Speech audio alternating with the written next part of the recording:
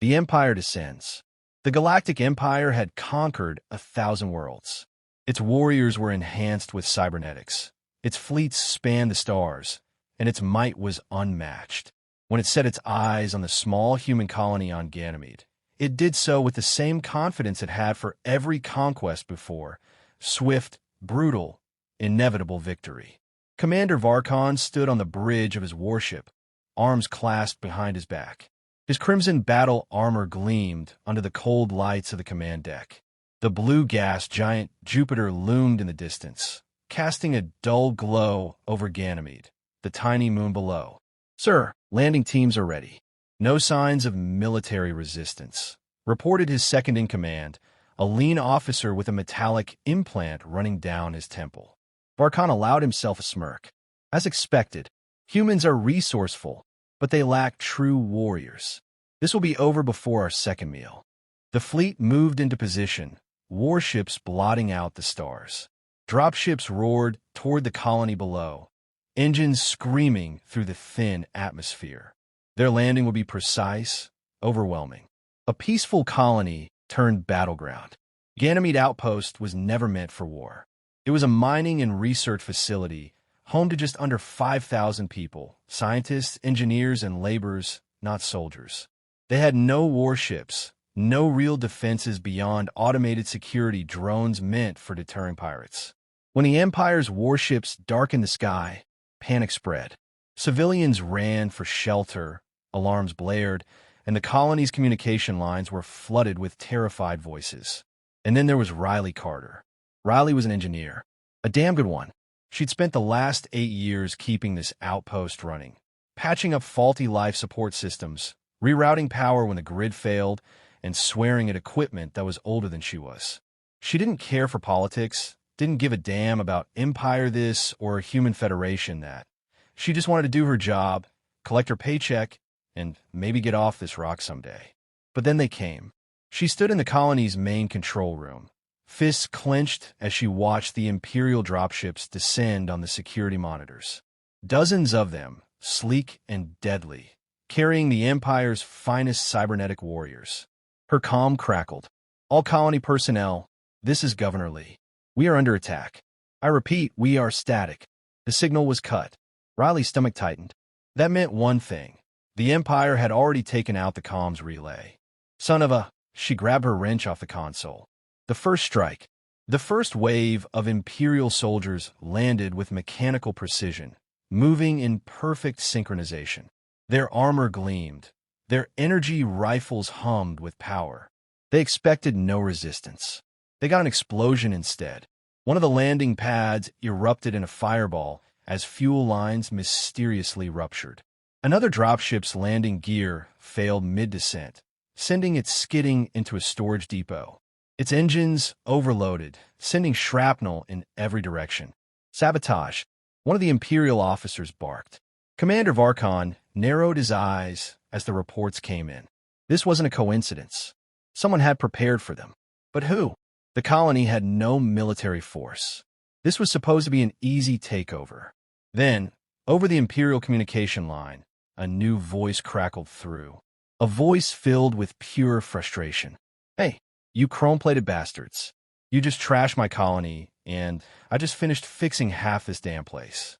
You have no idea how many hours I've put into keeping these systems running, and you come in here blowing everything up like you own the place."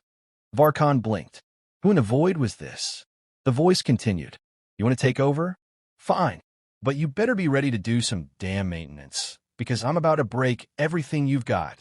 And with that, the Imperial flagship's power grid failed.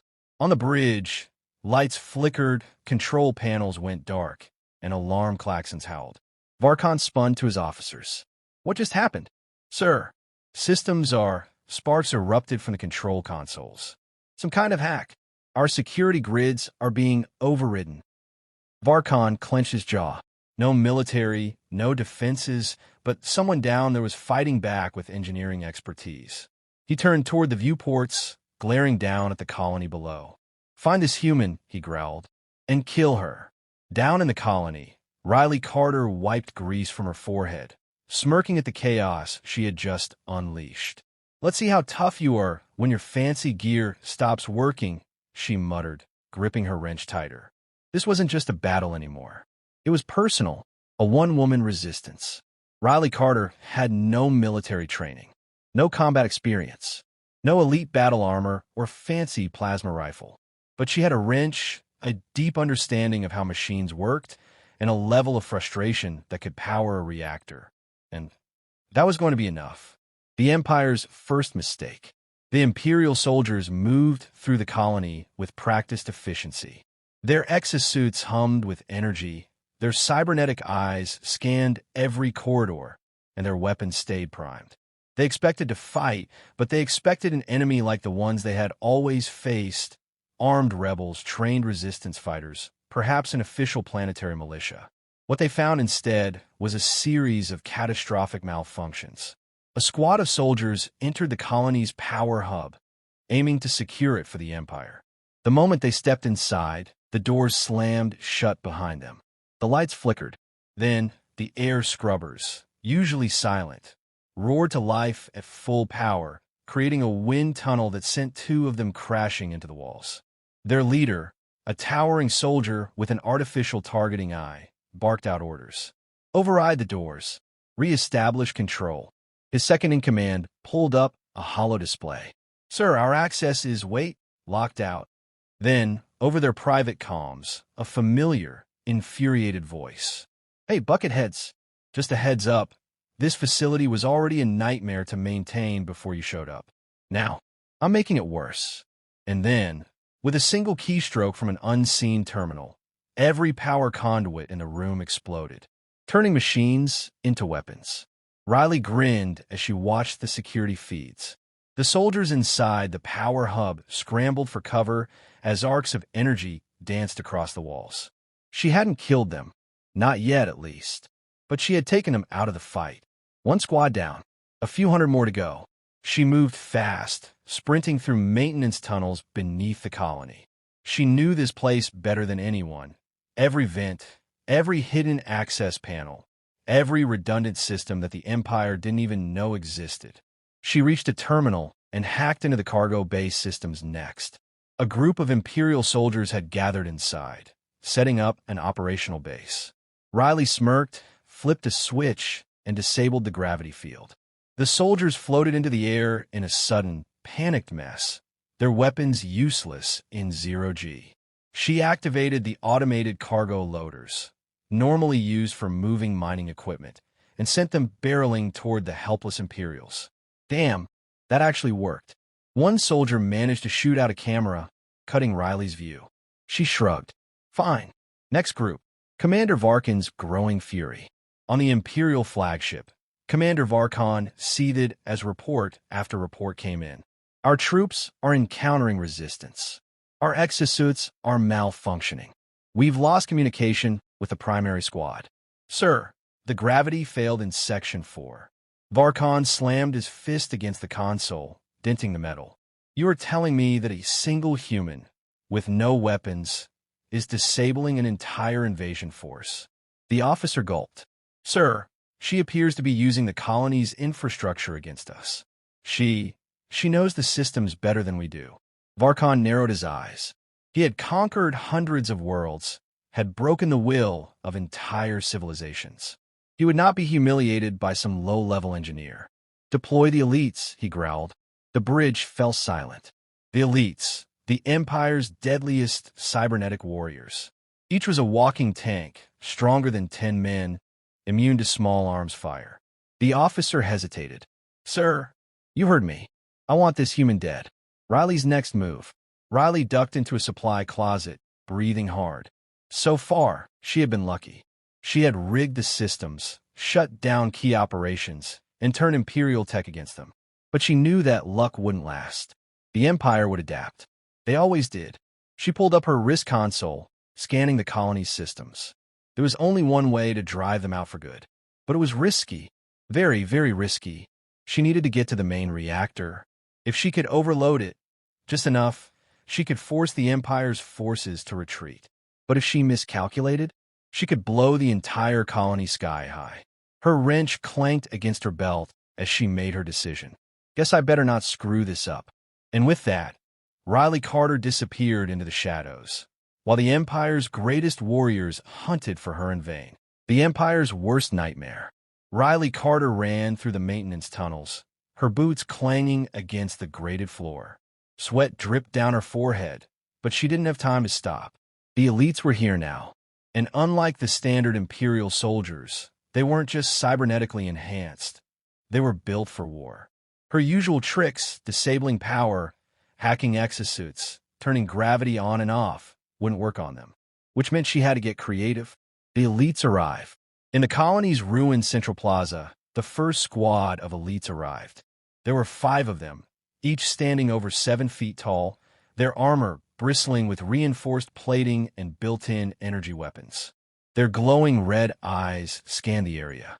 One of them, the squad leader, spoke in a cold, mechanical voice. Heat signatures detected. Tracking. Riley had already escaped the plaza minutes earlier, but she saw them on the security feeds. They moved like machines, precise and relentless. A regular person wouldn't stand a chance against them. But Riley wasn't going to fight fair. She opened a maintenance hatch and slipped into the reactor core access tunnel. She had a plan, but first, she had to buy herself time. A trap fit for an engineer. The elites moved forward, scanning the halls, moving in flawless formation. But as they passed through a cargo corridor, the overhead lights flickered. Then the floor beneath them collapsed. A series of carefully rigged charges, ones Riley had set up minutes earlier, detonated, sending the elites crashing into the lower level of the colony. Metal beams and crates rained down on them, burying them under tons of debris. Riley grinned as she watched the dust settle. That ought to slow you down. But her grin vanished as movement registered on her console. The rubble shifted. A metal hand punched through the debris. Then another. Within seconds, all 5 elites emerged completely unharmed. Their armor barely had a scratch. Riley swallowed hard. Okay, that one was on me for thinking that would actually work. A desperate gamble. The elites moved faster now, tracking her every step. She needed to get to the reactor before they got to her. Sliding into the control chamber, she bolted the doors behind her. This was the colony's heart, the massive reactor that powered everything. And now it was her last chance. She sprinted to the control panel and started inputting commands. Her plan? Overload the reactor's energy output. Not enough to destroy the colony, but enough to create a massive electromagnetic pulse. The EMP would fry every piece of unshielded technology in range, including the elite's cybernetics. But there was one tiny problem. The reactor was old. The safety systems were unreliable. If she pushed it too far, she wouldn't just knock out the Empire's forces. She'd vaporize the entire colony. No pressure, Riley.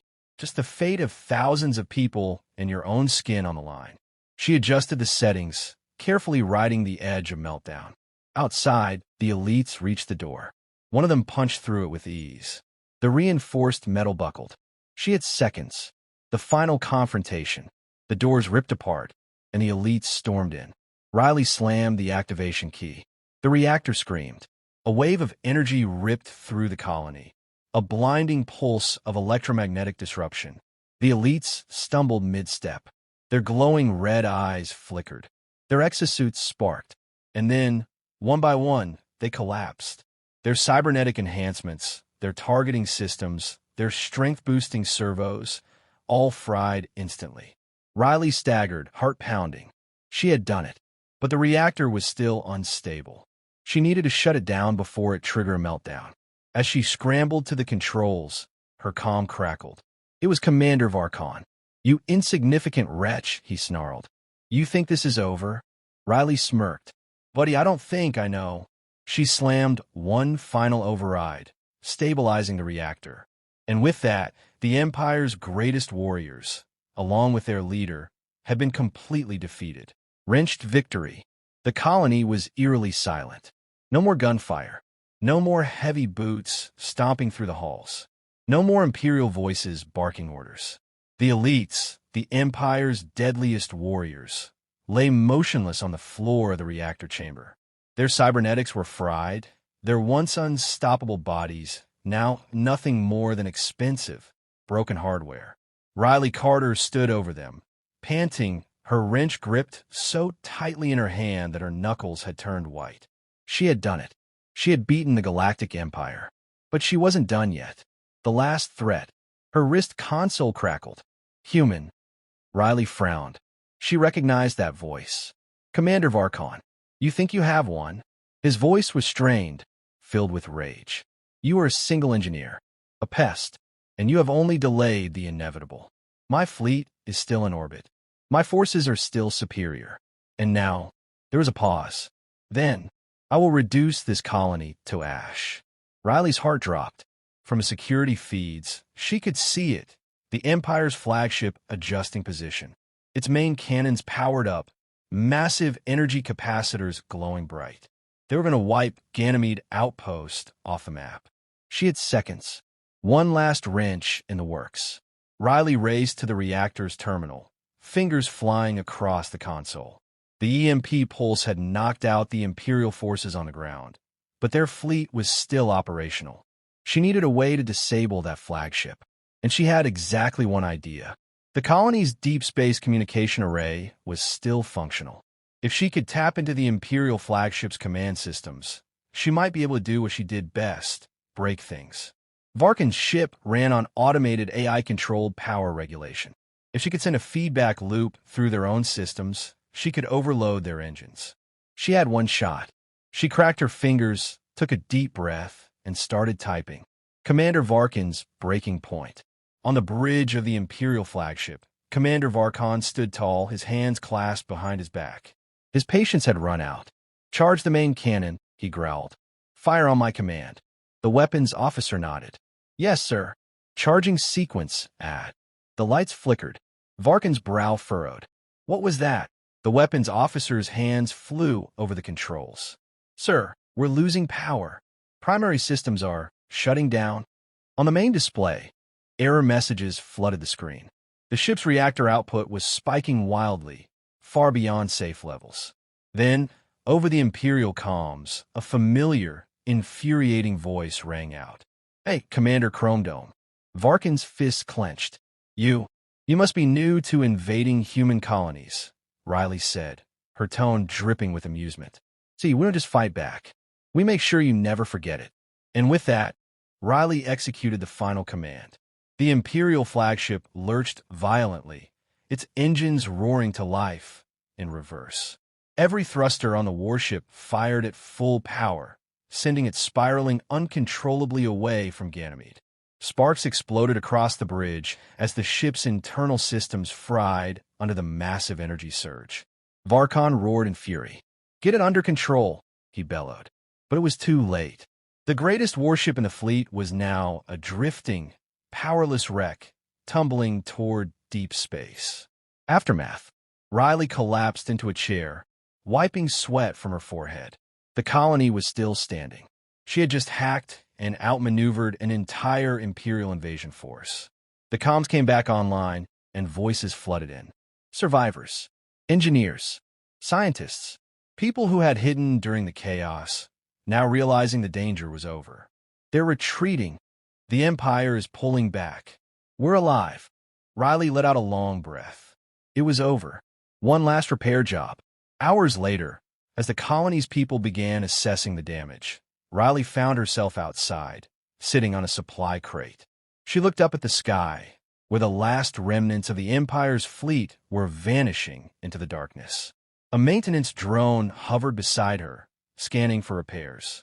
Yeah, I know, she muttered, adjusting a loose panel on its side. I'll get to it.